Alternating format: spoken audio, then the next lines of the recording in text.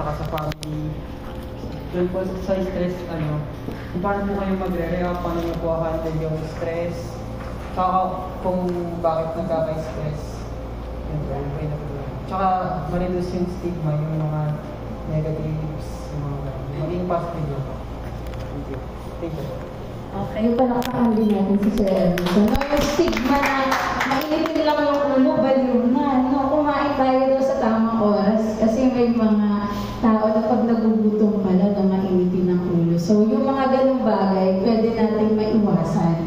Kaya kailangan natin pangalagaan yung katawan natin at yung ating mental health. So, meron pa po ba?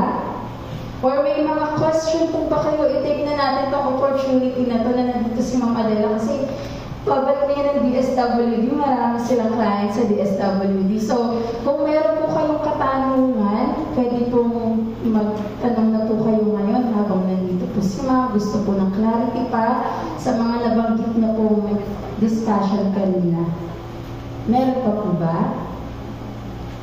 Wala na, mukhang naintindihan na po ng bawat isa. No? At ngayon po, dadako tayo. Siyempre, bilang pasasalamat po kay Ma'am Adela sa kanya pong oras din na ibinahagi sa atin ngayong araw.